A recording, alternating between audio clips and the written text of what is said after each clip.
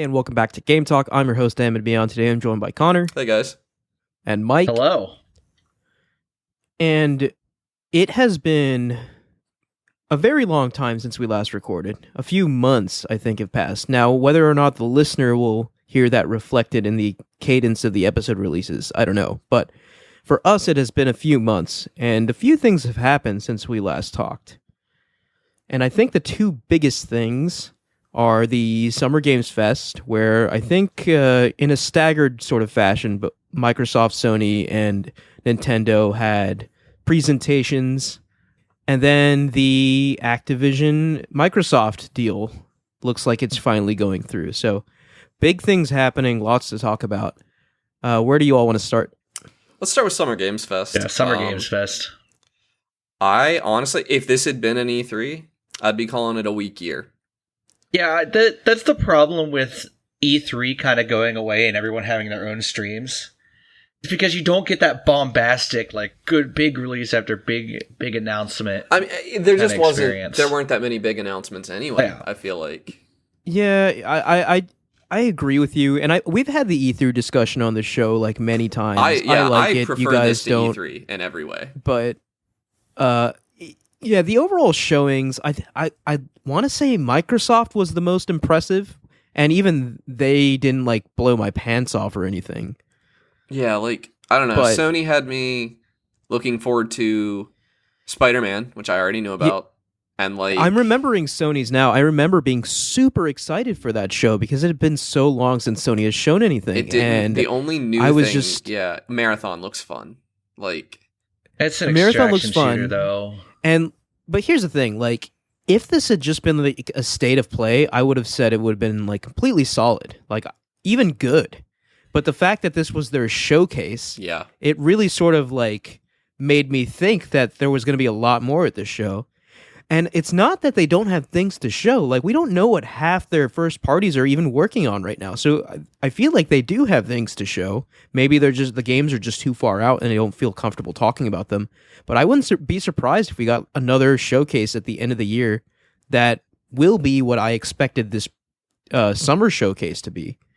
But as far as the summer showcase goes, like, by no means like were the games shown like bad, but like they just didn't really gel with my expectations of the event. To be fair, the Spider-Man trailer looks sick. I'm actually really sad that that's not coming day and date with PC, but we knew about that. Spider-Man looked great, but like, yeah, exactly. It's it was weird a known we didn't quantity. See Wolverine, like.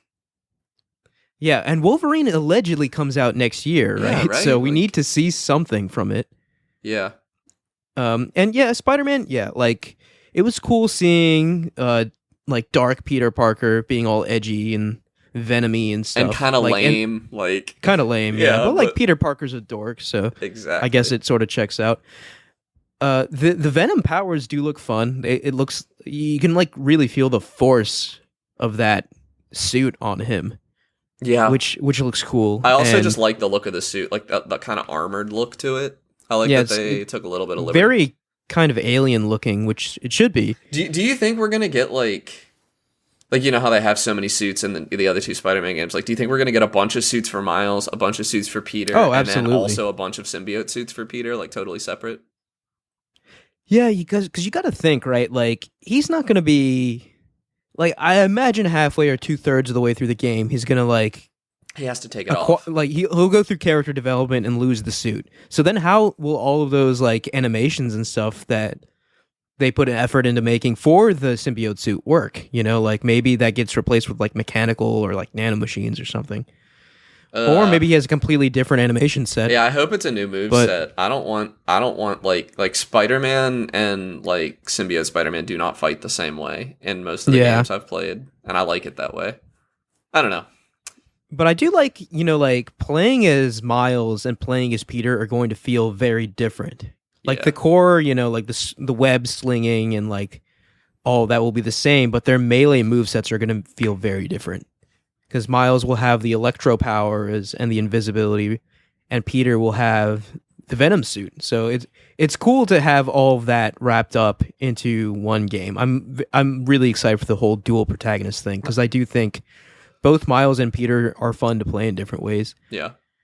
And I do have to wonder, I have like nothing to back this up, but I feel like there's going to be a secret like third playable character, probably like Spider-Gwen or something. Maybe I don't know, man. I don't know why you think that. I don't know. I just have a feeling. I know things happen in threes, but I don't see why they would do it. If not, maybe they'll tease like another Spider person like they did in Spider-Man 1 with Miles, and then have them playable later in a smaller game before. I mean, who would it be? Having Ben Reilly or something? Like Spider. All the others are from a different universe, and they haven't really played with multiverse stuff.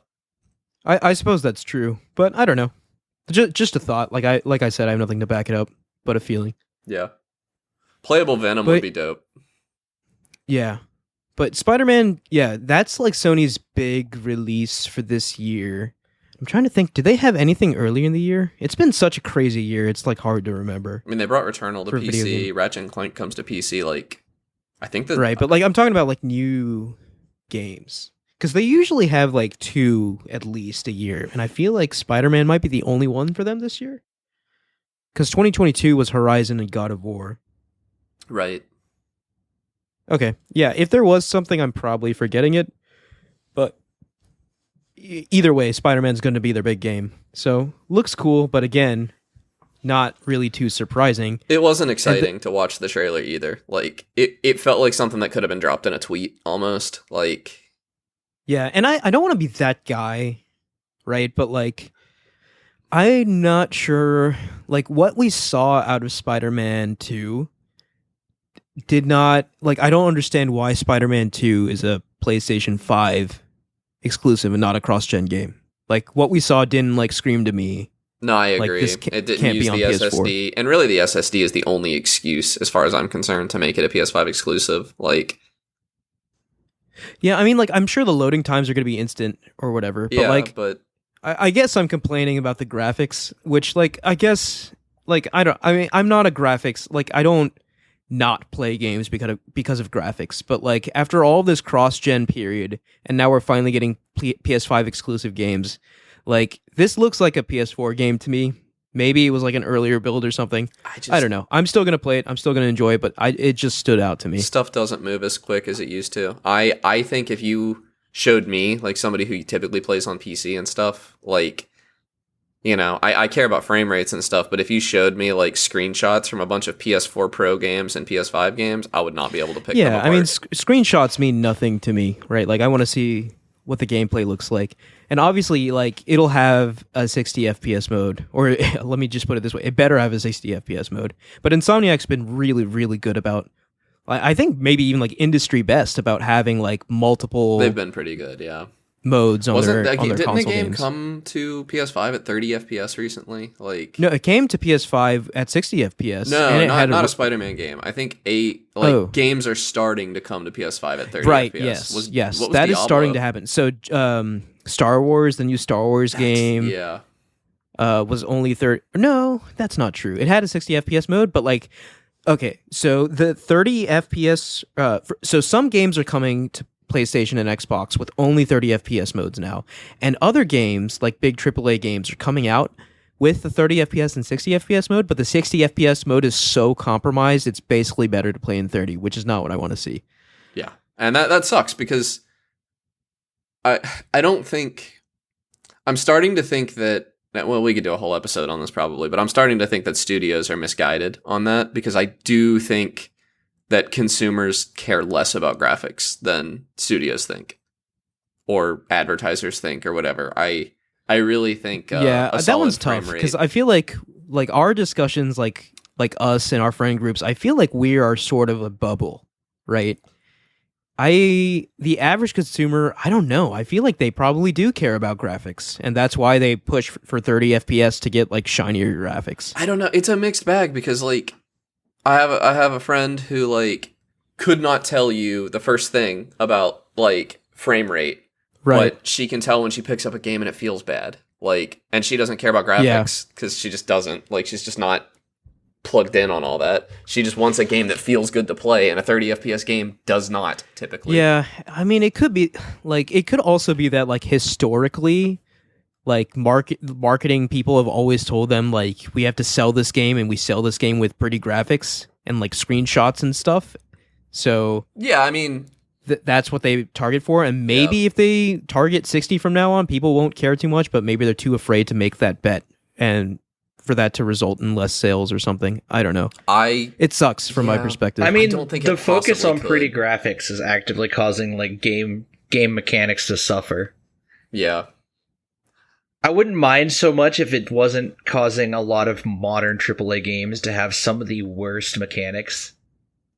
Like, not every game needs a crafting and equipment mechanic, and I'm sick of seeing it in every game. I'm sick of seeing colored loot.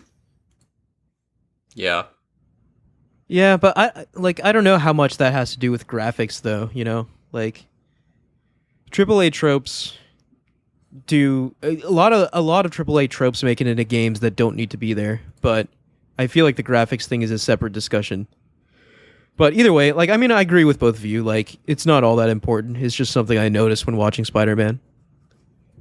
Yeah. Okay. We want to move on to a different show? Yeah. So let's talk about... So, like, here's the thing. I didn't even really pay attention to, like, Ubisoft and EA. Like, was there anything of note in those? Not. Like, I think Ubisoft showed Creed off the new Mirage. Assassin's Creed, which is kind of like... Mirage.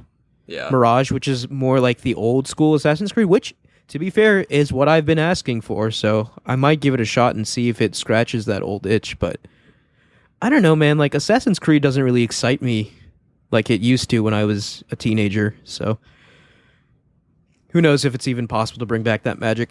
Yeah. But they do have, like, it's something ludicrous. They have, like, thousands of people working on, like, 16 Assassin's Creed games or something stupid like that. I read that statistic the other day. So we're going to get more Assassin's Creed, whether we want it or not. But I think the next big first party I want to talk about is Nintendo. They had their Nintendo Direct. I was actually busy and I missed it, but I sort of absorbed all the, like, the meaty pieces through, like, just online discussion and stuff like that. It was actually it was my favorite of all of them, easily. So they re-released the Pikmin games, which 1 I and 2 have played and I'm going to talk about later because they are good. On Switch in anticipation of Pikmin 4. Is Pikmin 4 out? Pikmin 4 comes out Friday. I'm rocking the Barmenheimer day. Barbie, Pikmin, Oppenheimer. oh my God. That's a busy day for me. I'm not going to see Oppenheimer. I don't care. But are you going to see Barbie? Oh, for sure. I'm going to see all of them at the same time. I'm going to see Oppenheimer and not Barbie because I have no interest. I don't know what, like, is seeing Barbie like a meme, or are people like Barbie genuinely looks excited really to see it? good. And Oppenheimer looks like as boring as a movie could possibly be. Oh, I've heard really good things about Oppenheimer, like reactions and stuff. I hate Nolan. Oh, I really like Christopher Nolan. I find him insufferable as a person. I don't know that much about his movies. Oh, see, that's the opposite. I don't know anything about him as a person, but I enjoy his movies. But anyway, so Nintendo. Yeah, so Pikmin, they're remaking Mario RPG, which is really good news to me because I never played Mario RPG, first of all, as a kid. But I am super into Mario RPG style games like Paper Mario. So it's worse than those, but it is good. I've played it a little bit.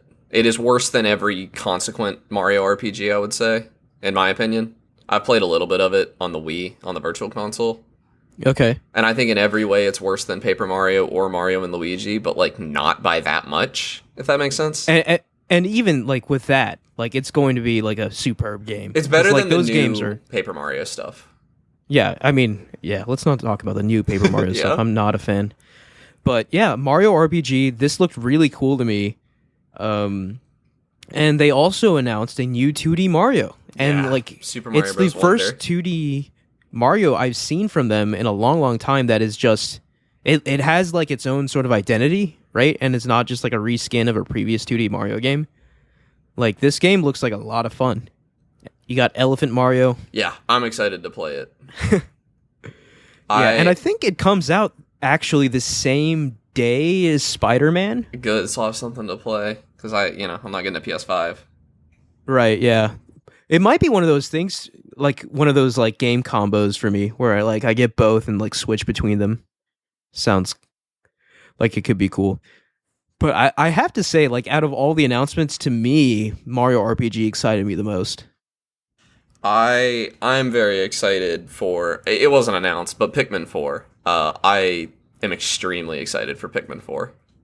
Yeah. Pikmin's been... It's always one of those series where I was like, I need to, like, break into this somehow. It's just been an obsession. It was like a week-long obsession for me. I played through 1, 2, and 3 in, like, less than a week. Oh, wow. Yeah, they're not long games, but... Yeah. Well, 2 is a little long. 2 is like 17 hours or something. 1 and 3 can both be completed in like a single sitting if you have food. Oh, wow. Yeah. Yeah, I always thought Pikmin looked cool. It's just there's too much stuff to play, so it always falls by the wayside. I would jump on Pikmin 4. It is not, as far as I can tell, is a reboot. It does not acknowledge the events of 1, 2, or 3. Oh, wow. I wasn't even aware there was like a connected story. Yeah, there's not much of one. Like, it's Nintendo, but there's enough story that I'm a little sad they're rebooting it for no reason. Like, there was no like event that happened that was like, we don't know where to go from here. Well, it's probably to like get more people into it. Yeah, right? but if so, why'd they put a 4 at the end? Like, that's so true. Also, I don't know. But I played the demo. The demo's demo's super fun. Like, I'm extremely excited for it. Is it Olimar again? No, you make your own character in this one. Okay. Yeah, you make your own character and you have Ochi, which is like... Pikmin 2 introduced the concept of like having 2 captains you can control both of. And now you can kind of control Ochi. He's like half of a captain, kind of. I think they had that in Pikmin 3 as well, right? Yeah, and you had 3 of them. I played... The only Pikmin I played is the Pikmin 3 demo, and I enjoyed that quite a bit. Yeah, it's a really good series. The only... I'll talk about it later. I'm going to talk about all 3 of them and the games I've been playing. But yeah, so aside from those things, were there any other notable announcements at the Nintendo show? I can't remember. Yeah, it has been a while, but I bring that up because I think they have stuff to show, but they're holding it because I'm 1,000% convinced at this point we're getting a new console next year. Like it's coming. I was surprised we didn't see Tears of the Kingdom DLC. Tears of the Kingdom. Wait, what? I was surprised we didn't see Tears of the Kingdom DLC. Yeah. I could see them like announcing it for Switch 2 or whatever and being like, "Hey, this is like a new release for Tears of the Kingdom." I would hate that so much. It's not Pokemon. Like, I don't know. I don't know that game's going to get DLC in retrospect. I don't really want to play it anymore, if I'm being honest. Yeah. It would take a lot to get me to go back, I think. I want to finish the shrines, but that game had enough content. It had so much content. An absurd amount. But yeah, I'm pretty sure, not pretty sure, I'm like close to 100% sure we're getting a Nintendo console next year, which is exciting. And I think they're not going to show much until that console is revealed. And I really, really hope that it's just a better Switch and not some dumb gimmick that they're introducing. So, we'll see. Yeah. And I would expect some like really big launch games. Like we're due for another 3D Mario. I could easily see that being a launch title for the next console. Yeah, I guess we are. Yeah. Bowser's Fury was a while ago. Bowser's Fury was a while ago, and it was like a half measure. Like, it's a great game, don't get me wrong, but like... Did you ever play it? Yeah, I played it. Okay. It's so good. But like, it's a great game, but like, in terms of like scope, it's like, a little it wasn't smaller, as big as Odyssey or, Galaxy or something like that. But yeah, excited for Nintendo's imminent future. So we'll see. I wouldn't be surprised if within the next few episodes of the show we have an episode dedicated to Switch 2 reveal. Yeah, and I'll be reviewing my repaired Joy-Cons. I sent my Joy-Cons in to get the stick drift repaired. Oh man. So that I can play some. That they gotta fix that for the next console. Dude, everybody does. It's not just Nintendo. Yeah, it's not just Nintendo. Because they wanted but to cheap out. There's actually a variants of joysticks that don't the Hall effect. Yeah, that don't drift, but they're expensive. Yeah. It's just that they cheap out. Joy-Cons are $80. Yeah, it's an $80 controller. That is insane. Yeah. Like, it's because of the HD rumble, I think. Joy-Cons cost more than DualSense controllers. Like what? Yeah. Well, you get 2 of them. You get sure, yeah. I mean, you do get 2 of them. It's 2 wireless. It's 2 boards. It's 2. Yeah. It's 2 of a lot of stuff in a way that a PlayStation. I really hope like the Joy-Cons are sort of revised for the next Switch, like I want them to be bigger. I feel like they're made for like children's hands. I mean, I'm hesitant to even buy a Pro Controller because I just don't see the quality in Nintendo's products anymore. Like, I like the Pro Controller, like it fits the hand like a lot better than like even two Joy-Cons like glued together, but like the Joy-Cons themselves, like, because like there's so many times when you're playing, at least from my experience, when you're playing the Switch socially, you're using like a single Joy-Con. Yeah, and it's just not painful. A fun thing to do. Yeah. It cramps your hand up because like, I don't know, like maybe if you're like 6 years old you can hold that thing, but like everyone else can't. Yeah. Okay, so Nintendo went, and then Microsoft went, and to me, I was pleasantly surprised with this show because every year for the past God knows how long, Microsoft has always been like, the games are coming, the games are coming, the games are coming, the games are coming. It finally seems like the games are here. What At games? least according to this show. Like, they had a lot of interesting things to show. I don't remember. Starfield, I remember watching. Well, they started with Fable, which they claim was like a that trailer in-game trailer, so but it boring. really didn't show anything. I was interested in this game, but that trailer was like excruciating to sit through. It didn't show anything, but like just the name Fable evokes so many like happy nostalgic memories for me on 360 that like I'm excited to check this game out. But I hope they do show gameplay. That's the most crucial thing, because like they said that what they show was like an in-engine cutscene, but like it didn't really say or do anything. Like it might as well have been like a short like movie. Does Fable mean something to a lot of people? Like, I know one or two people. I know you, and I know one other person that played Fable. Like, it's not like Halo level, right? But it's like kind of like a popular, in my opinion, it's like a popular B tier franchise. I'll be playing on Xbox. Okay, like it's not something I'm gonna like. So it's like a Metroid tier, but for Xbox.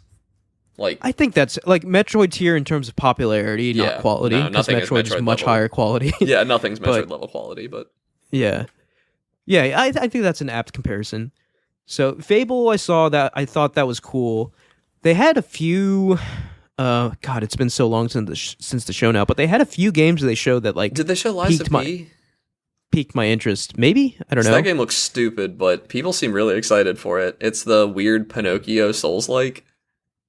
I don't know what that is. Really?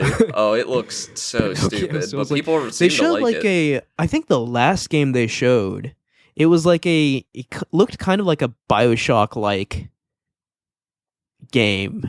It was like Clock something. Do you remember this? No, I don't remember this. No. I remember. Did they show Payday 3 at that one? Payday 3 looks good. They showed Payday 3. That looks really good. City Skylines 2, I think they showed. That looks good. They also revealed that. They had some new reveals. They announced Microsoft Flight Sim 2. Did they? As well. Yeah. Already? It was weird because it really just looks like an expansion, but they put a 2 in front of it. I don't think I noticed the 2. I thought it was just an expansion. Yeah. It really did look like an expansion, though. But I think we have a new Forza coming. Yeah. Yeah, new Forza, which, fine, a lot of people enjoy it. Not my thing. Yeah, exactly. Yeah, City Skylines 2, that was interesting. Like, I enjoyed the first City Skylines, but, like, I never, like, played that game and yearned for a sequel. I feel like you could just keep adding on to City Skylines. Yeah, so I think this one's going to include a lot of features that were DLC before, which is nice, because, like, the first one is just so much DLC that, like, to even do some of the stuff I would want to do, I would have to like figure out which DLC I need, and that's not fun to me. So releasing a sequel is nice. And I'm like suddenly kind of interested in city planning, so I'll probably check this out. I saw somebody recently, there's like a Patreon, a dude is building Pittsburgh, Pennsylvania, like block for block realistically in City Skylines. Cool. And then he's gonna fix it, which is really funny to me. So that's the kind of thing I think I would enjoy. So another thing that they showed was the what was it? Clockwork Revolution. That's the game I was talking about. The last game they showed. They showed a Sea of Thieves expansion, and Connor, you're a resident Sea of Thieves guy. What did you think of that? I do not care. The Monkey Island thing. I haven't touched Sea of Thieves in a couple months now. I started yelling at kids, and I realized I needed to step away. Okay. It was time to stop. The new expansion looks terrible. Everything I'm just going to say this blanket. Everything they add to Sea of Thieves is terrible now. They keep doing these timed things that are really making me mad. Like, it's like it'll be a quest that's story. It's like plot significant if you care about the story of Sea of Thieves, and only around for like a week or two. And if you do not play it, then you never get to play it. Yeah, I feel like more and more live service games are doing stuff like that, and I hate that. So it's just stupid. There's no way to get that story in game anymore. And it's gotten to the point that I don't think a lot of the player base bothers anymore. We don't that's where all the development time is going. And Sea of Thieves is a sandbox game. Like, any dev time, in my opinion, should not be going to a story that 5% of the community cares about. It should be going towards making that sandbox better in some way. Like, adding something that is going to make my interaction with other people funnier or whatever. I don't know. They've lost the plot. It's making me mad. Especially because they did such a good job adding matchmaking. Adding matchmaking was a really good idea. They botched it terribly, but it's better now for the most part. I've had fun with it a few times. Another, I guess, big game that people are super looking forward to that they showed a little bit of is Avowed, which is Obsidian's new game. Oh, yeah, that looks interesting. That looks cool. I think Microsoft is really leaning into sort of like the Bethesda-like, Skyrim sort of, this sounds negative, but Skyrim clone style game. Yeah. Right? So Obsidian was originally ex-Bethesda developers. Yeah. And their previous outing, which was The Outer Worlds, I played it and thought it was fun, but it wasn't anything like mind-blowing. It was just okay. So I'm not really sure why people are like expecting all this insane stuff from Avowed, but that trailer also was like, it did not sell me on that world.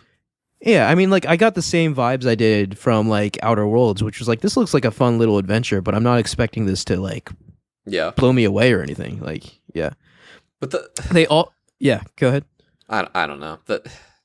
Avowed just like, it looks kind of generic. Like, I don't know. I was gonna say, Mike, as a Bethesda enjoyer, did Avowed or like Clockwork Revolution do anything for you? I don't even remember either of those games. It's been so long, actually. Okay. Well, they definitely didn't leave an impression. Was Avowed the one with the fantasy powers? Yeah. They're like cool. All magic users and where the weird powers and gunplay. That looked kind of cool. I remember I'll try it. Clockwork whatever. Was that from the That was the last game they showed, and it was I think it was another Bethesda like studio who were doing it. Is it from the same guys who did Forgotten City? I think. Oh, if it is, I'll play it. I don't know. I love Forgotten City. I don't remember that's the fun thing. That's the thing. Yeah, I don't care what it's about. If it's by those guys, I'll give them a chance. But that's the thing that's nice about the Xbox Showcase is like, I'll get to try all of these if I have any interest in them because they're all going to come to Game Pass. They're all going to come to Game Pass, yeah.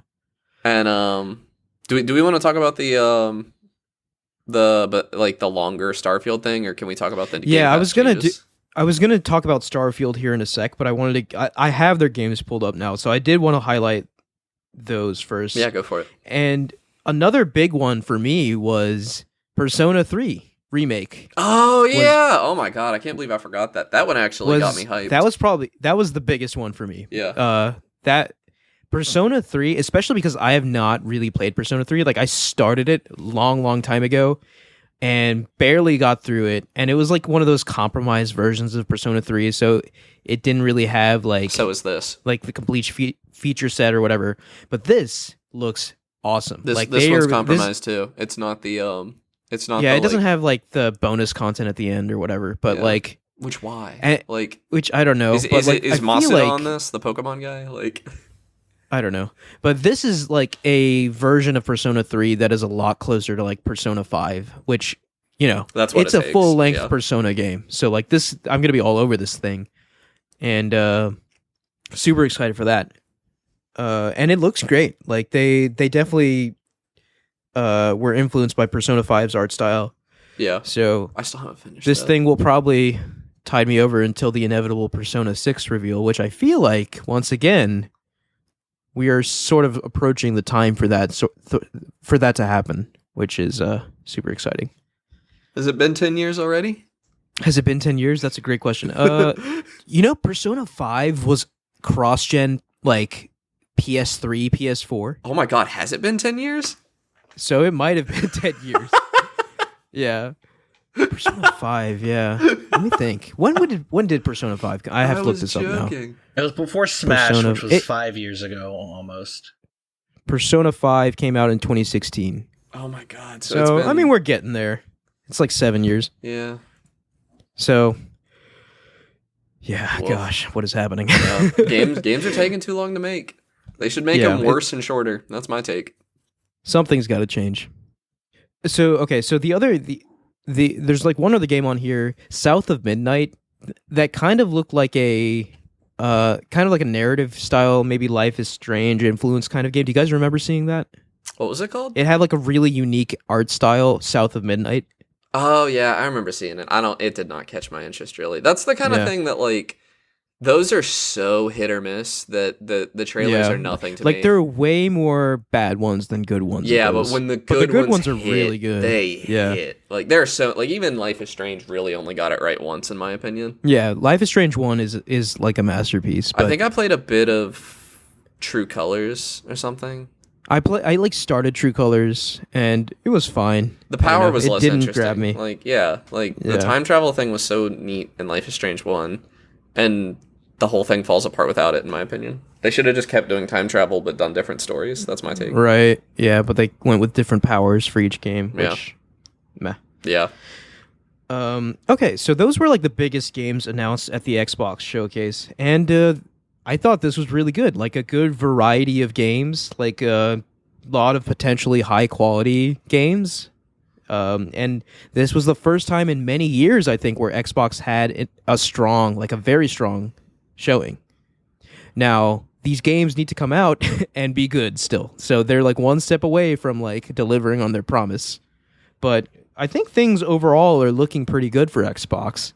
I think that's a pretty good seg into what we want to talk about next, right? The Activision deal finally being approved. So we did record an entire episode and like it's amazing how quickly things change, right? Where like a month ago or 2 months ago rather, we were like pretty sure that this deal was dead at least for like a long time, like months if not years, because the CMA rejected it. Fast forward to now, they appealed and got the FTC. There was like a court battle between Microsoft and the FTC. Microsoft won, and the deal has been approved. And basically everything except like the official like ink drying has happened. So like this deal is happening now. It actually is. It will probably happen tonight at like midnight Pacific time, is what I saw. Good timing. Yeah. Yeah. And like even to the extent where Sony was just like Microsoft put out a statement where like we're committed to bring Call of Duty to PlayStation in the future. Some language that assured people that like they could keep playing Call of Duty on PlayStation, which is why this whole thing I feel like was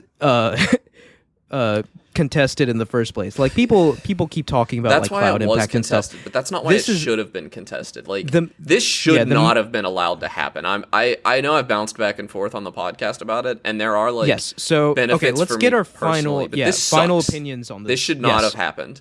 I agree with you. This sucks so much. More than anything, I feel like is the lighting of the fuse on the stick of dynamite. Like everyone's just going to gobble each other up now. And I feel like that's going to lead to less creativity. I mean, it's going to put us in the same position movies are in, where there's like 3 studios that make everything, and that it sucks. There's like we get 6 remakes a year, and like I don't know. Activision Blizzard is the biggest third-party developer in the world, and if Microsoft can buy them, they can buy anyone, right? Like this. There's no argument against them buying anybody else. This court case has set the precedent now for what is normal and what normal is now is that like $60 billion acquisitions are okay.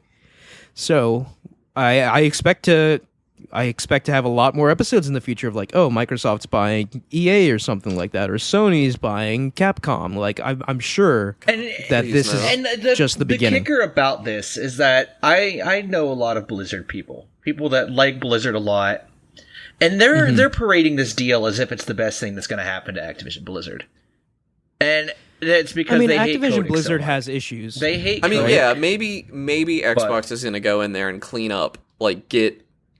Maybe hopefully Bobby. Like, Kotick I'm sure, gets like fired, I know they hate Kotick. I know he's the working terrible. conditions will surely approve. But sorry, what am I saying? Improve for those people, which is great.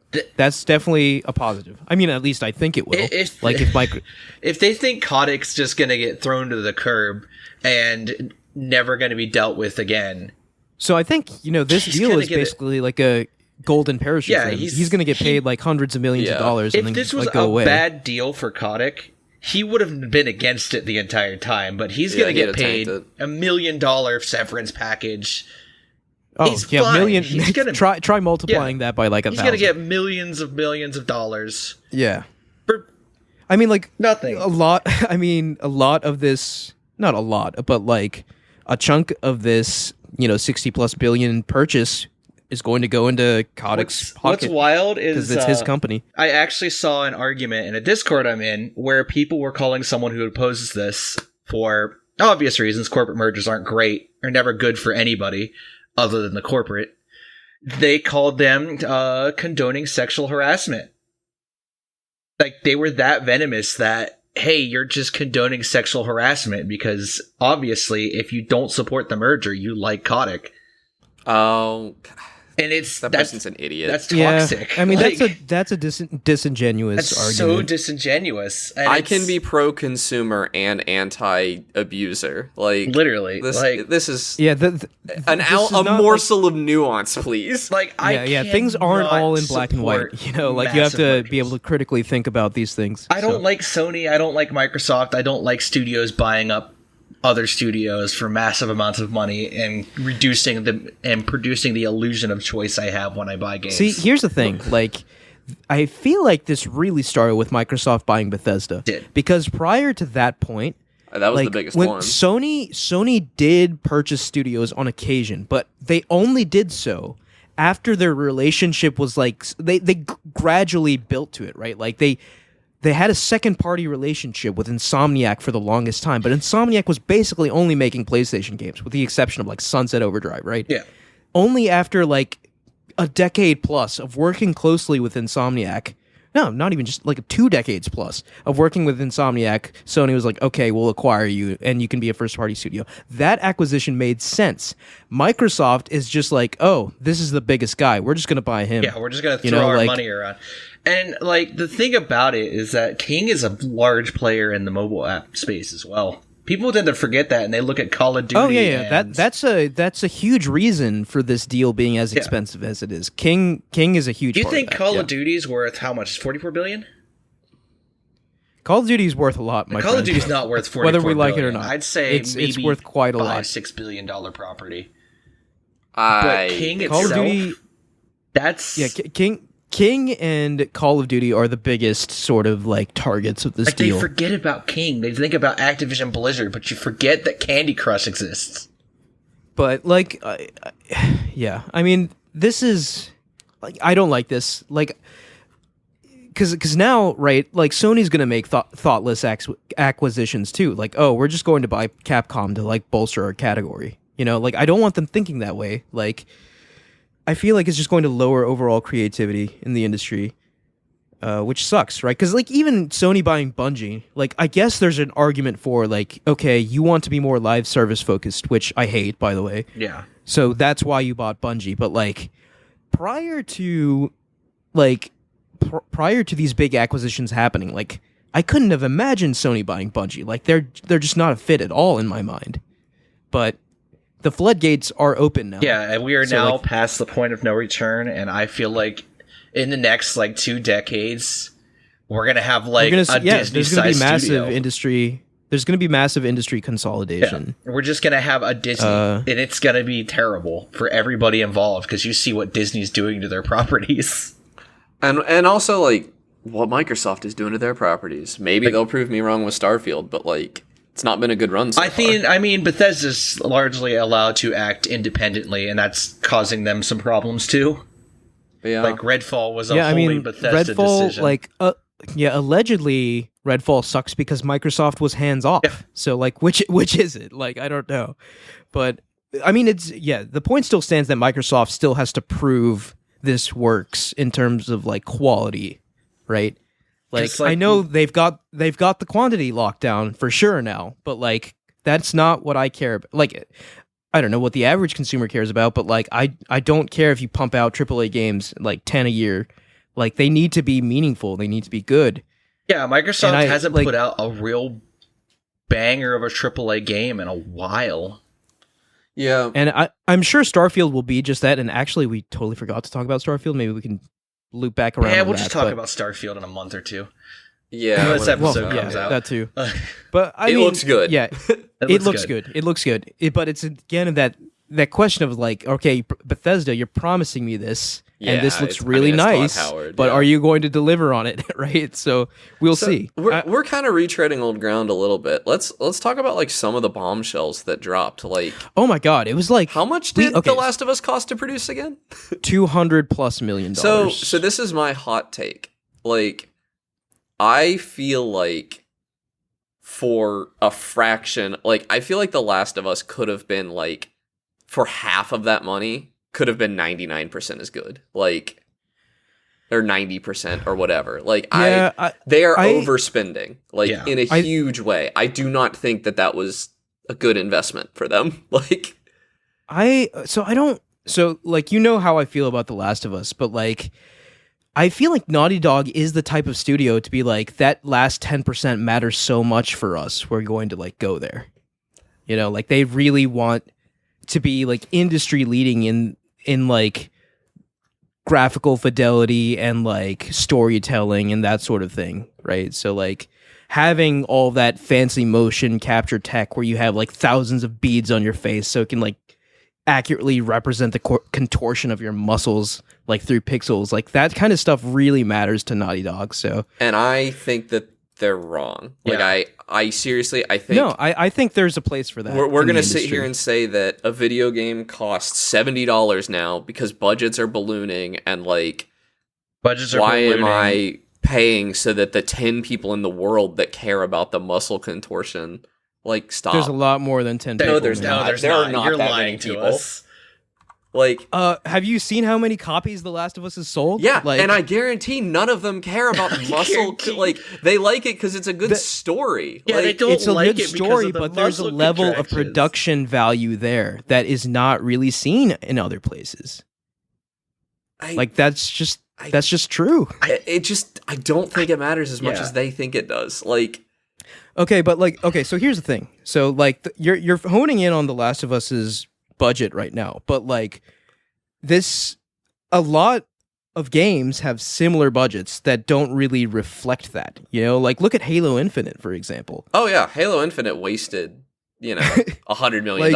like it's when you make that kind of investment and it doesn't really show dividends that you have to start like asking yourself like what went wrong there. Like for $200 million I could have funded 200 games, and I bet you I would like 50 of them more than I would ever like The Last of Us. Like, yeah.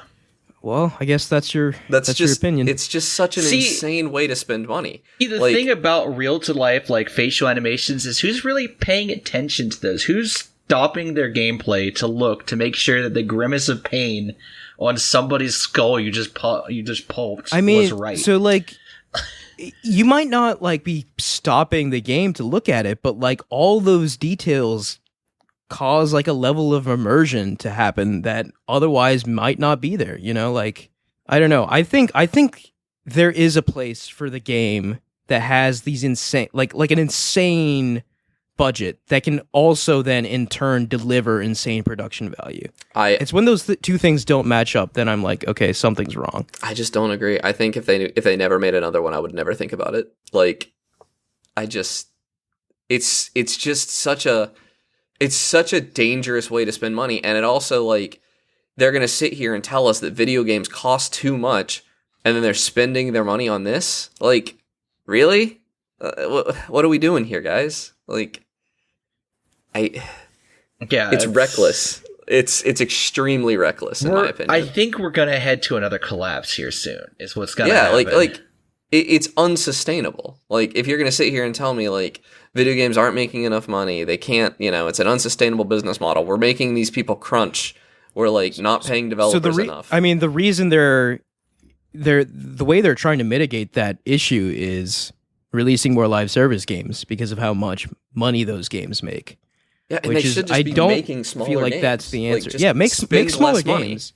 I agree with you in general. Like, make smaller games, but like, if you like, I do feel like there is a place for games like The Last of Us. I really do. Like, I agree. Not everyone has to do it. Like, maybe just like Naughty Dog, for example, is like in a pretty unique position where they can do something like this. Not everyone has to do it, but like, I do think someone should do it. I think the problem with that is that everyone's trying to do it now. Yeah, like it suddenly becomes the bar everyone is held to. Yeah, everyone has to look at like Naughty Dog, and it's like you get games like Red Dead Redemption 2 that had realistic horse testicles. Like, yeah, why? Why'd you spend money on that? It's just, I don't know. I can't get into detail because I haven't played The Last of Us 2 isn't on PC yet, so I haven't played it. But the Red Dead Redemption 2 was another thing where I was just like, this is one of the most immersive games I've ever played, despite like the gameplay not being very good, because like it was just like it like the production value was just off the charts in that game. And like, how much money? I mean, this is just a fun question, I guess, but how much money do you think, like, what the budget is for GTA 6? It's $200 million. $200 million at least. Oh, way higher. Because Red Dead 2 was $100 million. I would bet it's closer to $1 billion than $200 million. Really? That I would guess that. Yeah. Like, GTA 6 is going to, like... Yeah. That will be money wasted, because GTA is not, like... It's just not it anymore. Well, it's not a modern franchise. So, like, here's the thing, though. Like, when you say money wasted, like, what do you mean, though? Because, like, if their return on investment is high enough, then I guess from that perspective, like, I'm saying it wasn't money wasted. I cannot imagine that the return on investment. It's not. Look at how much money they made on GTA 5. It's not. And I'm saying that game. they could have spent they could have just made GTA, like, they could have had the same budget as GTA 5 again and probably made the same amount. Like, they could have done that instead of ballooning these budgets into infinity, and it's going to be a diminishing returns. They are not going to get. They're going to spend 10 times as much making it. They are not going to get a 10x return on it. I can't imagine. There's only so many whales in the world. Yeah. So, yeah, GTA 6 might be an extreme case where it... But, like, again, I don't know. Like, if this game is supposed to be around for the next decade, who knows? Yeah, $70 games and also, are I feel like a hard sell. Like, $70 games are a hard sell, but, like, I also feel like I think that's a separate discussion from, like, video games cost. Because, like, $10 extra isn't going to offset all that cost. Even when you like total it all like up, $200 million, where did it go? Yeah, like who saw it those went $200 to million? The software engineers, the actors, the producers, all of this. Like, it took like a village to make that game, you know? I mean, how many people was it though? Like, what are we? You know, I want these people to be making a good salary. That's not what I'm saying. Yeah, probably like a couple hundred, maybe 200-300 people. I mean, that's like, is my guess. That'd be like $1 million a person, like. I mean, if Naughty Dog, I doubt like a Naughty Dog dev is making like $1 million exactly. a year, so like, wild. Where's that money going? Actually, is my question. Well, I don't know. Like, if we really want to try and break it down, right? Like, I think we should sometime. Yeah. So it took 7 years to make. So keep that in mind too. Okay, so $1 million in 7 years is actually not that good for an engineer with the competency level at Naughty Dog. Right. Yeah. So I don't know. Like, yeah, you got me. We could try and math it out, but Yeah. But it shouldn't have taken 7 years to make. Like, come on, guys. Like, make a shorter version. That really is a problem, right? Like, I miss the days, since we're just talking about Naughty Dog, perfect example. Turn around from Uncharted 2 to Uncharted 3. That was like 2 years or something crazy like that. And if they could make a game of the level of Uncharted 2 tomorrow, and I'd pay $70 for it. Like, yeah.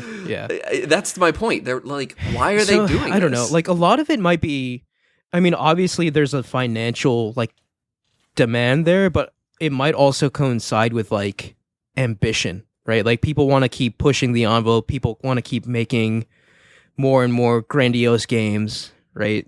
And I don't know. There might be a bubble that bursts somewhere. There's gotta be. I think we're rapidly approaching. I mean, and I'm not the only person argue saying that this. Like, they're journalists. No. Yeah. No, I hear you. Yeah, but I would argue maybe we're already sort of there, because look, like, Sony is pivoting away from their bread and butter that they've had for like multiple decades now, right? Like, half of their first parties are working on live service games now. We're also having games come out where it's been obvious they were going to bomb like 2 years before release. Like, and they're in too deep. There's nothing you can do because it takes 7 years to make a video game. Yeah. It's I wonder how long Redfall took to come out. It's so ridiculous to produce. Yeah, it had to be at least 4 years. I don't know. Yeah, I don't know. It's like trying to like control like this. It's just become too large of a beast, right? Like, there are too many moving parts. There's like so much happening when a big game like this gets made. It's just hard to know. But I'm sure like the people working on it day to day, like the developers of Redfall, knew it was like detritus, like yeah, a year or two in advance, right? Yeah, like you've got to know. But like, yeah, these AAA games are just like machines, man. Like, too much. There's just too much. But like, here's my thing, right? Like, I agree with you. Like, most games should not have this budget. Like, I do think we should probably have more AA games, more indie games, right? We have plenty of indie games now, but like more AA games, right? Games that fit into that sort of like games like Dishonored, for example. I feel like is a AA game. You know, something that is fun to play, has like reasonably high production values, but isn't like pushing the envelope in like every single way. We need way more games like that. Yeah, I agree. Because that's where design gets pushed. Like actual game design, that's where the envelope gets pushed, in my opinion. It's at that level, or at the indie level, you get weird stuff that like they can afford to experiment in a way that like really The Last of Us, like, for all it does, it is not experimental. Like, maybe with story, maybe with narrative, but with story it certainly is in 2, but like I feel like I just have to keep defending it, but like the gameplay in that game is so good. It's the but level it's not design experimental. Is so good. It is. It's not experimental. It's like tried it's a and true. marked They did a good job. improvement. Yeah. Like, I have yet to see like most games live up to the gameplay and level design in The Last of Us Part 2. God, most games didn't cost $200 million. Also, yeah, true. Yeah, So- most games have not. I don't know. That was an interesting discussion, but Yeah.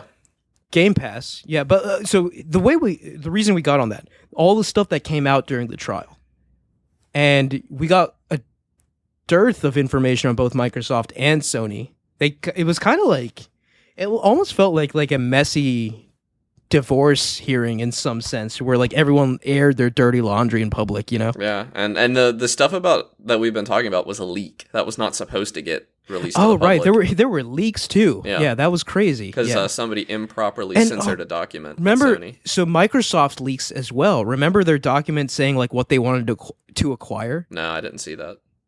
There was a document that leaked from Microsoft from like 2019, and there were potential Sega was acquisition on targets. there, wasn't it? Yeah. It literally every studio that you can think of was on there. Yeah. Sega, Capcom, Sony itself, Really? like everything. Like this was before who made Returnal? Gosh. Housemarque. Resogun. Housemarque. This was before Housemarque was a Sony studio, and Housemarque was on there. They were literally, and Housemarque had no business being on that list, right? Because they worked so closely with Sony in the past. They were already basically a Sony's dev. But it just goes to show that they were literally considering, maybe not like making moves, but they were actively considering everyone, which is just mind-boggling to me. Yeah, I think they made an offer on Sega. I could be making that up. I think they did.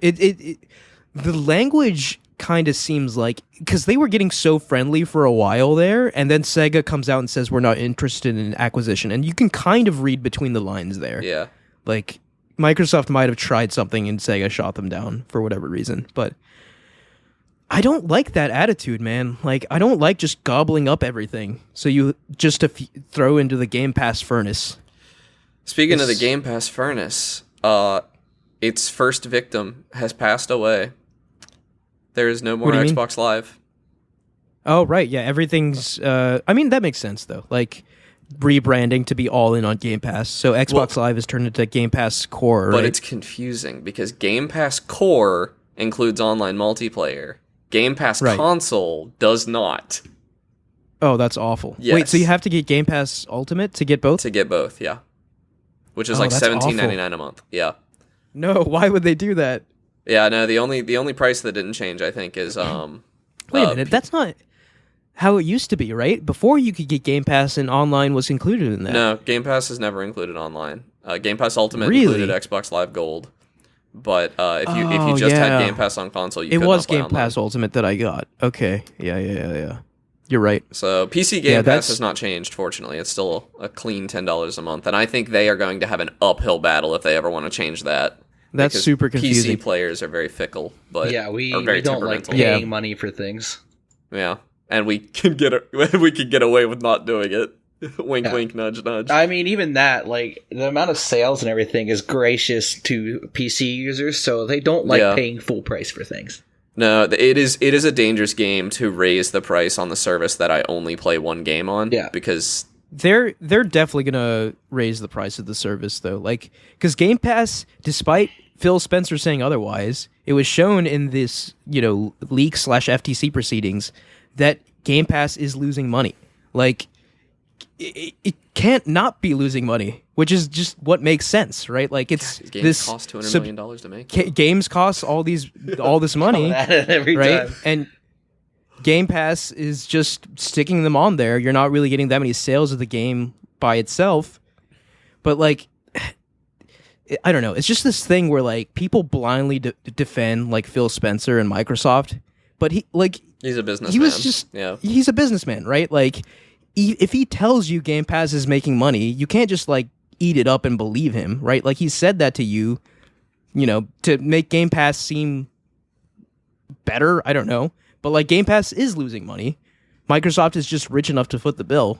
Yeah, but that's the whole point of these acquisitions, right? They want enough things to be on Game Pass to where it just it justifies itself, right? It pays for all the funding of all these AAA games that will eventually go on there. Yeah. But yeah, the FTC stuff, the leaks, like, very interesting stuff. Like, and like, not only did like these sales and like money things leak, but like emails leaked. Did you see that? No. Like, emails between like Xbox executives and stuff about like, I think there was one email where like someone from Bethesda was like, wait, so why can't we keep our games on all platforms? Like, they're saying PlayStation, basically. Because, like, in their interest, it's, like, if you're a developer, you want your game everywhere, right? Because you make more money that way. And more people play it. Yeah. But, like, I think there was, like, this email between, I think Pete Hines? Was it Pete Hines? I don't know. You guys can look this up. But, like, he was saying, like, why is this game not coming to PlayStation, whereas, like, Elder Scrolls Online is on both, or something like that. So, yeah. I don't know, like, I also interesting peek into, like, was it Phil Spencer? Who said we only do exclusives because Sony does exclusives? Did he say that? Yeah, I don't know if it was him. Somebody said that in all this. Yeah.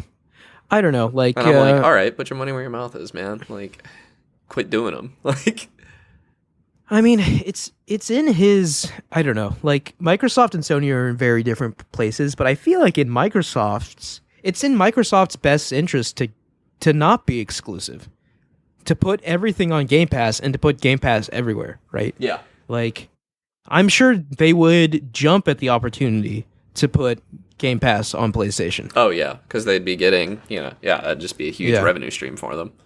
So Sony's strategy is different though, because they're not subscription focused yet, at least. Where the exclusives drive the console sales, drive their whole like financial ecosystem. So I don't know, two different philosophies sort of duking it out. But with this deal going through, right, Game Pass is going to get a huge shot in the arm. Like, yeah. Now I'm going to not play Call of Duty on Game Pass instead of not playing Call of Duty on Steam. Well, yeah, so Call of Duty, which was like the whole sort of the central figure in this war, for lack of a better term, it's going to be everywhere. It's going to be on Switch even now. Like, so it's going to be even more places than it was before, actually.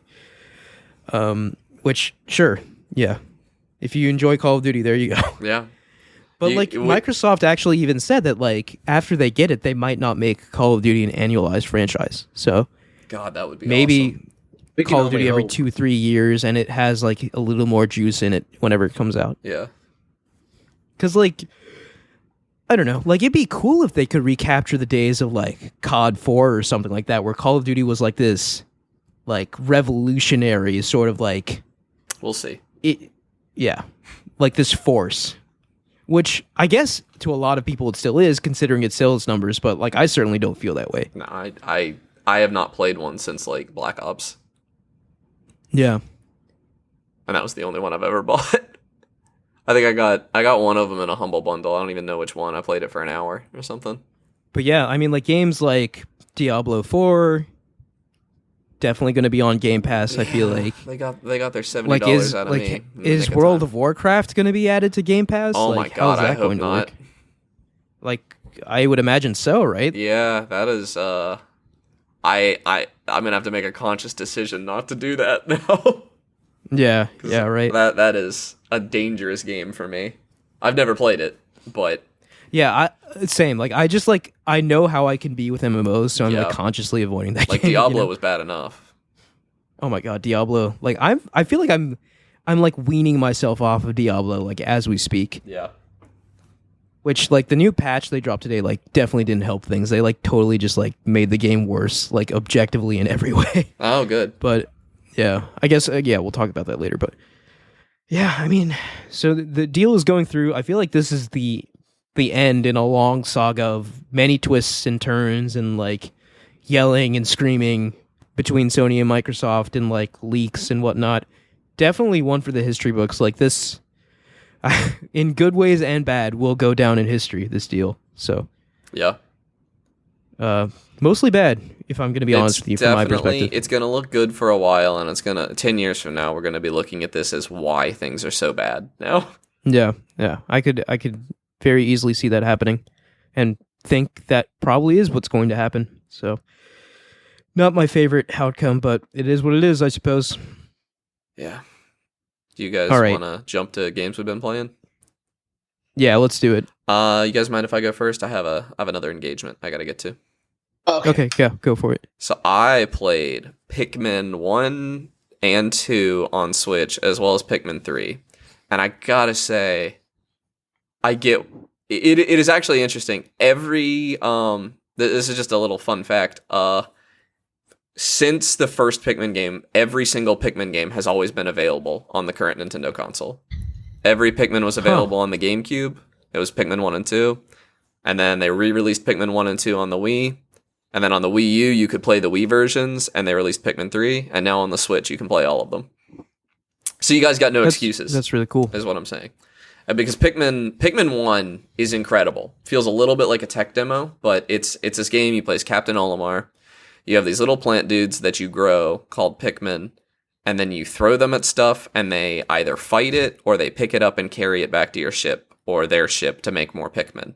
And you can have 100 of them out at a time. There's 3 different types, and you're kind of just making decisions. And the Pikmin 1 is a speed game. You have 30 days to get 30 spaceship parts. On my first try, I knocked it out in, it was either 14 or 16. It's an easy game to like complete on time. Like that timer, The timer is there more to tell you that it's genre defining. Like, it's like, hey, this is a game you should play more than once to get a better time, because it's like 6 hours long or something. It's not very long. And that's unoptimized. That's just me playing through it. This isn't my first time playing it. It is my first time finishing it. I rented it as a kid. And I've always had a soft spot in my heart for Pikmin. Pikmin 2 changes things a little bit, where it's like, it almost becomes a dungeon crawler. In Pikmin 1, there was a day timer going on, and you had to do all this stuff in that timer, and then you only had 30 days. Pikmin 2 still has the day timer, but it gets rid of the 30 days, and it also adds caves, which are essentially dungeons you go in, and in the dungeons you do not have a timer. And so you have as long as you want to clear out these floors and get all the treasure out of the floor back to your ship. And there's no time limit, so you can be extremely careful, but you cannot get more Pikmin while you're down in the caves. Whatever team you went in with, that's what you're stuck with the whole time you're in there. So it's kind of it's almost a completely different take on that sort of game. You don't have to play optimally in Pikmin 2 nearly as much. There's really no incentive to. But I actually think it's my favorite of the series so far. And then 3... 2 is? What was that? You said 2 is your favorite? 2 is my favorite, yeah. So far. I think 4 is going to beat it, because 4 seems amazing. Pikmin 4 kind of seems like Pikmin 2 too, so far. Mm-hmm. It brings back caves and stuff. Oh, 2 also introduces Louis, which is a second captain that you can swap between, but there's very little reason to ever do that. It's not... I mean, there are a couple of times it's mandatory, but outside of that, like, I would leave Louis. If I had, like, a group of Pikmin breaking down a wall, I would leave Louis to grab them when they were done and bring them back to me or something, but you can't, like, have Olimar walking somewhere while you're playing as Louis. They can't do stuff at the same time. So it's a very limited implementation of that idea. And Pikmin 2 introduces 2 more Pikmin types, which I'm not going to get into, but they're my favorites. I like them way more than the new ones from 3. They're purple and white. And it's just a really good game. Like, if this series interests you at all, Pikmin 2 is worth the $30 cost of admission. Pikmin 1, it's kind of a hard sell, $30 for a 6-hour game that is from 2002 or whatever. I don't know about all that, Nintendo. I think it's $50 to get them both, which is what I did. And that's worth it, I would argue, because just to have the full context. And then Pikmin 3 Deluxe, $60 game. Little steep, in my opinion. I did not like... 3 is a gorgeous game. Like, it definitely... The shift to HD really helps these games. But Pikmin 3... And it has a lot more content I haven't played yet. There's, like, a mission mode, which is apparently very good. And, like, a side mission mode where you play as Olimar and Louis again, that I haven't finished. But in Pikmin 3, you play as Charlie, Alf, and Brittany, who are from a totally different planet. And they are going to Earth to, like, gather fruit with the Pikmin. And it weirdly, like, holds your hand. Like, you have a map marker you're always working towards. And so I never really felt like I had the freedom to go get the fruit and stuff, because there was always some urgency. Like, one of your captains got captured and you have to go save them or something. That narrative urgency bothered me. It stopped me from, like, 100%ing the game, kind of, because I just wanted to progress the story, because I was worried about these people that had been captured. And 1 and 2 don't have that at all. They let you basically get stuff in whatever order you want. So 3 kind of loses me there, and also by the time you have all the Pikmin types, you only have, like, 2 hours left in the game. Like, it really feels like by the time the game gets started, it's over. So I didn't care for it that much. And that is But it's a lot of people's favorite. I don't know. But that's a brief overview of the Pikmin franchise. I really liked them and would recommend them to just about anybody. Nice. And I'm looking forward to hearing your thoughts on Pikmin 4 probably like next week. Very well may be my game of the year based on the demo. I really like it. Wow. It might beat Tears of the Kingdom.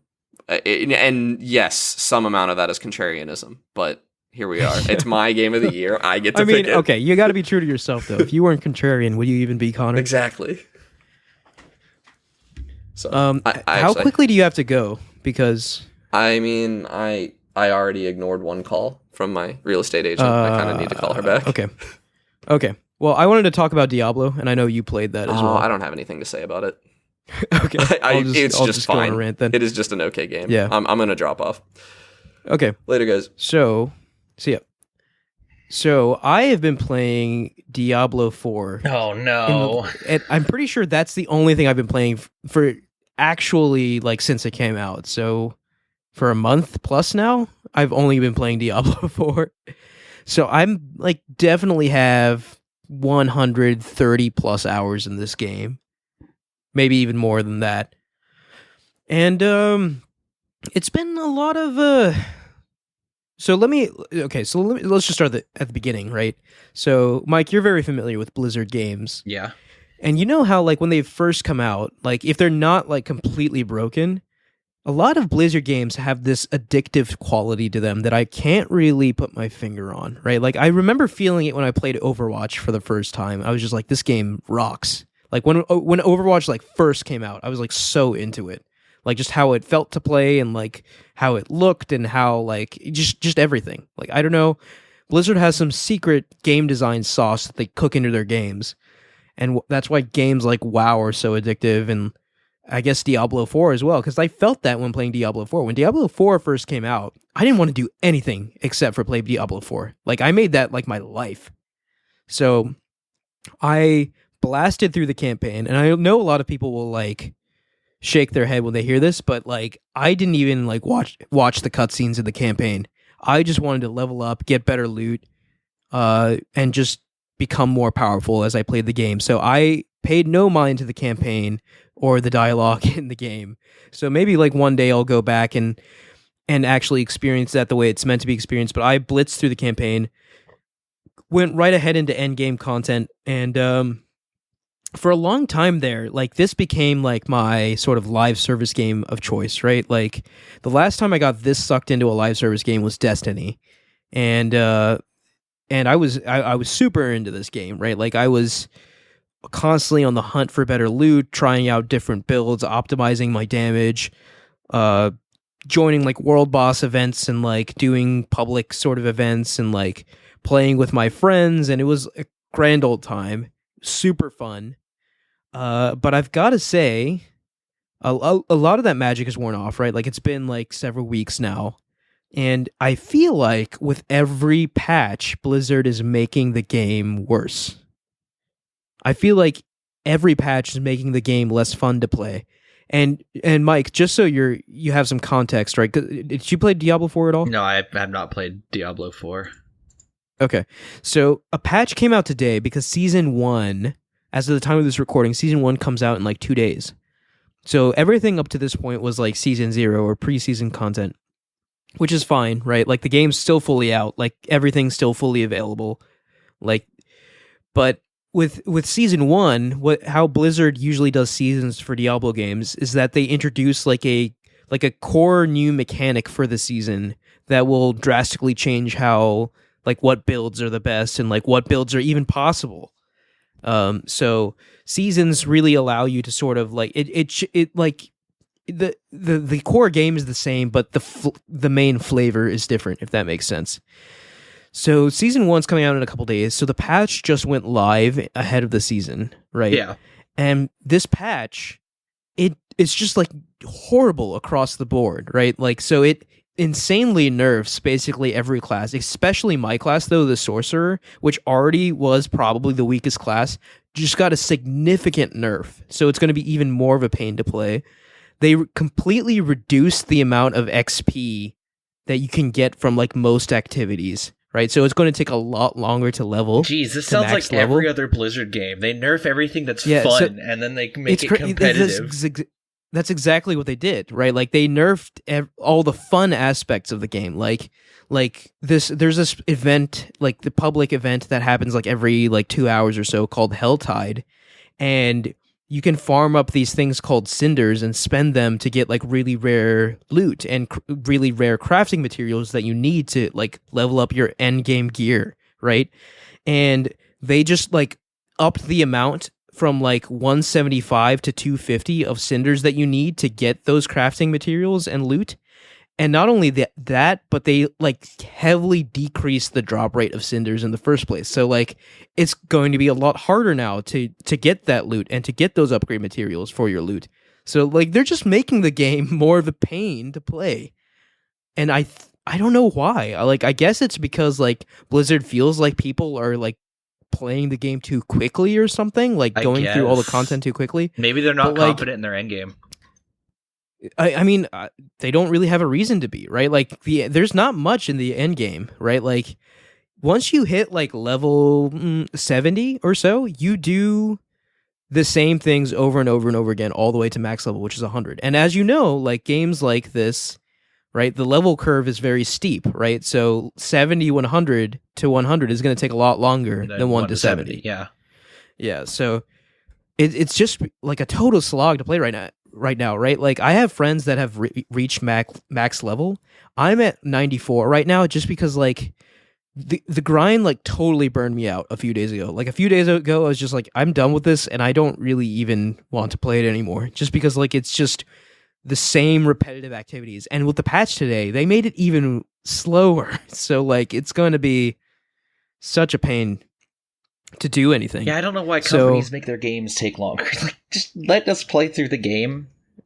Yeah, and I'm sure like because I'm not a Diablo like veteran, right? Like I looked, so apparently Blizzard always does this with their Diablo games. They just like make it worse for like a few years, and then it finally gets to a state where it's like a really, really good game. Like Diablo 3 apparently went through the same like life cycle, so people are just like, just come back and play it in 2 years when Blizzard is finally like listening to the audience. But I'm like, why don't you just like listen to the audience right away? Why don't you listen to your fans? If you're making a live service game, listen to your fans. Yeah. And not only just the fans, right? Like there's several Diablo like content creators out there that like their whole livelihood is just playing Diablo, right? So they're like Diablo experts more than anyone. And like all the things they're saying to buff and to like rejigger in the patch, they didn't listen to any of that, right? Like they just sort of went off. The patch notes to me strike me as a company that is completely out of touch with their player base. That's what it seemed like to me. Yeah, that's kind of what they are. They don't care about their players. They care about that money. Yeah, but like here's the thing. Kind of like Bungie. I don't know, like I don't even know if I'm going to play Season 1 now. Like it really kind of killed all my hype like after I saw the patch notes. So like I really wanted to get to level 100. Like it was a goal of mine to get to level 100 before Season 1 starts. Season 1 starts in 2 days. That's not going to happen. Yeah. And like a few days ago I was just like, you know what? This isn't worth it. This is taking way too much time. New characters for each season, which is fine. That's how the games work. But yeah, and I initially wasn't on board with that, but like I'm like, okay, fine. Like I get it, right? Like it's gonna be like a brand new experience for everyone, sure. And like, yeah, I'm down to do that, but like you made it more of a pain to play your game. So like I don't know like what's going on here. Like it might be better to just wait for a few more patches for them to finally start listening to the community. But I don't know, like, so, like, it was like a real roller coaster with this game, because, like, for the first, like, several dozen hours, I was just like, this is all I want to play. I'm not going to play anything else. Like, I stopped playing Tears of the Kingdom to play this game. Like, I was so into this game, right? And I still need to get back to Tears of the Kingdom and finish that, but, like, ever since Diablo IV came out, that's all I've been playing. But the longer I've played, the more of a grind it became, the more of a slog it became, and this latest patch from Blizzard might have just killed my interest completely for at least the time being. So I don't know. We'll see where it goes. But Diablo 4, like, it is a very fun game. Don't get me wrong. But like, the more you play it, the more you sort of see its problems. And I hope Blizzard addresses those. Yeah. Okay. So I know it's been like several months since we last recorded, but I literally have only been playing Diablo 4 since then. So that's what I've been playing. What about you, Mike? I picked up a game that I played at Steam Next Fest like a year ago. It's a little funky game. It's a fishing game, right? Okay. But it's not just, it's an Eldritch horror fishing game. Oh, is this Dave the Diver? No, it's Dredge. Dredge. Yeah, okay, I've been playing Dredge. I really want. Yeah, Dredge looks really interesting cool because it on the surface this chill fishing game until night comes, and then all of a sudden it's straight up Eldritch horror. Things await you in the sea that you don't like. Like I rolled up to a ship that was floating in the night, and it was just a big anglerfish that ate me. Oh, that's yeah. creepy. Like sometimes you can honk your foghorn, and in the fog you'll hear a reply. Like, it's full of these little bits love that stuff like that point you to, hey, there's more going on, and especially with like these fish that just aren't right that you pull out. Yeah, this game, Dredge. This is on my wish list. Like, I'm going to play this at some point. Like, I saw like some gameplay for it, and it really intrigued me. Yeah, it's a very fun game. So like by day, it's kind of like a fishing sim / like, but there's more to it than that. Yeah. There's like there's some kind of like management elements. There's too, upgrades. Right? You dredge to get upgrades, and then upgrades will allow you to put more fish. So it's a gameplay loop built around like scavenging, fishing, making money, and going to the next area and solving their problems, and then scavenging the eldritch artifacts that you need to bring to one guy on an island to eventually reach the end. But okay, and how long have you been playing it? I finished the second island, and I'm currently grinding up for the next hull upgrade. So about 4 or 5 hours. The game's not that long. I've been doing everything I come across, and the second island took me about an hour and a half. Yeah, I'm almost at 4 hours, and I'm on the second of 5 islands, I think. And I've been taking my time. So it's not long. Yeah, that sounds like a good length for a game like this. Yeah, I really like, I don't know, I like it when games have like such a really like mundane like core, like they're mundane like at the surface level, like, you know, fishing or whatever, like fine, but then like they incorporate like that creepiness to it, and add that. I really enjoy that like kind of presentation style, so I'm definitely gonna check this out. Yeah. Is there anything else you want to talk about? No, that's all I've been playing. Other than Starship Troopers Extermination. Oh, I forgot about that game. It's by the same people that did Squad, but it's a 16-player Starship Troopers game where it's just you against an unstoppable tide of bugs. Bugs? Yeah, bugs. The bugs. Like, are they alien? Yeah, bugs? They're the bugs from Starship Troopers. Okay. Gotcha. But it has a base building mechanic in it too, where you build a base, defend it, and then eventually you rush to extract. If you die during the extract phase, you can't respawn, so you don't extract. But it's a lot of fun, plus proximity voice chat makes it even funnier.